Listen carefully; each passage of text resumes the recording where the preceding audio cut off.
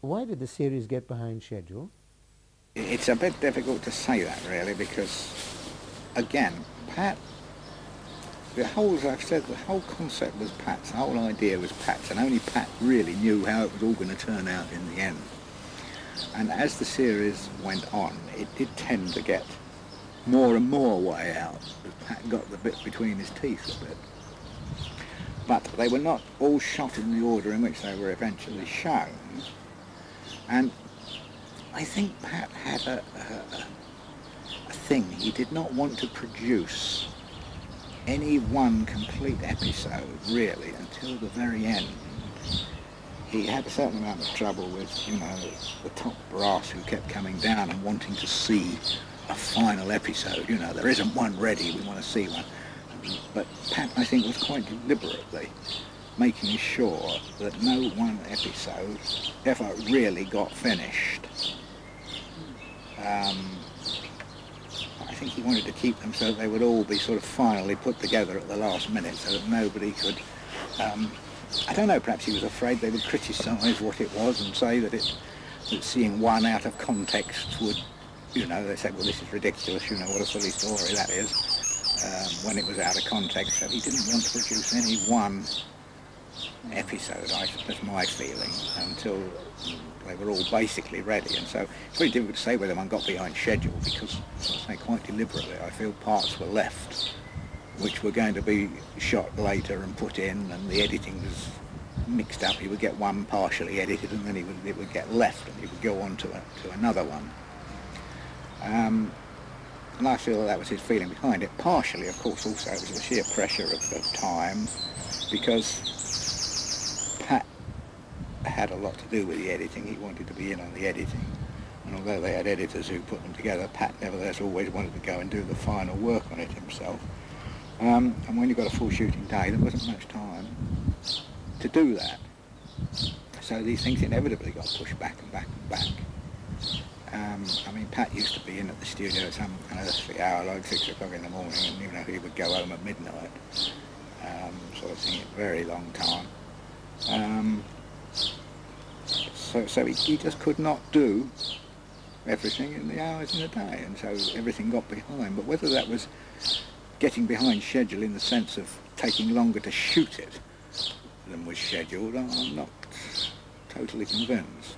I mean, some of it was, I'm sure. Schedules are always, it's very, very difficult schedules. One always tends to drop behind them a bit, because there's always some unforeseen problem that comes up. You know, an actor is ill one day or something like that, and things go wrong, so it always tends to be a little bit.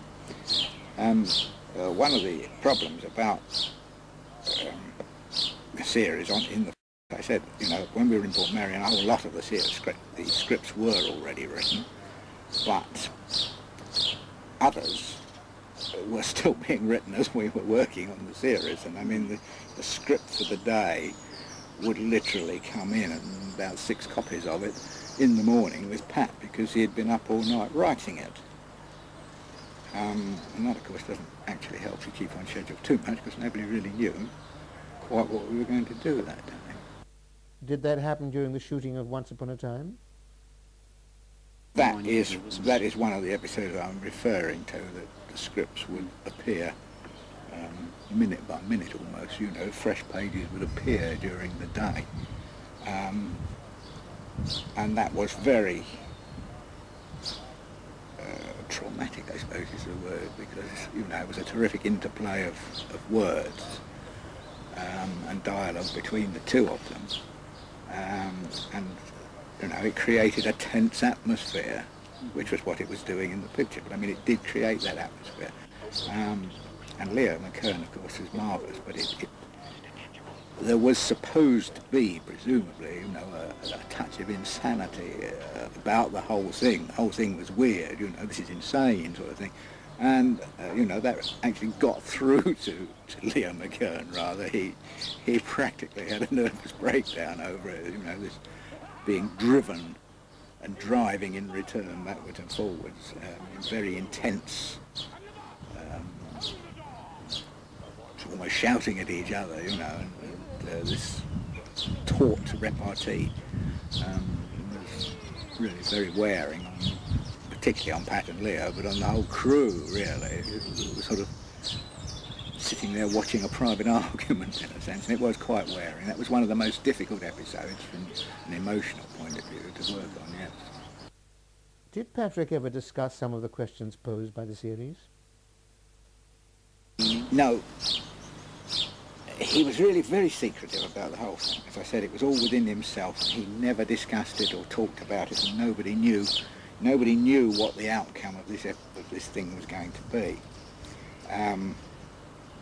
And the feeling at the beginning, quite obviously, was that although it was all a bit weird, it was nevertheless a physically existing village in some unknown place to which he had been physically and forcibly transported by persons unknown, and that they were trying to extract information from him. The thought that it could all be in the mind didn't really, I don't think, really occur seriously to anybody. I mean, whether it occurred to Mcgoohan or not, whether this was his intention or not at that time, I don't know. But to the rest of the unit, I don't think that idea really occurred to them very seriously. We may have thought about it rather idly, you know, I suppose this will all turn out to be a dream or something, but not seriously thought of that. It was all, how is it going to end? How is he eventually going to get away? And I'm not necessarily totally convinced that Pat himself was entirely sure how he was going to end this series when he started. I think he must have had several possibilities in mind, but I'm not convinced that the final outcome was the one that he originally had started out with. I think it built up. And I felt,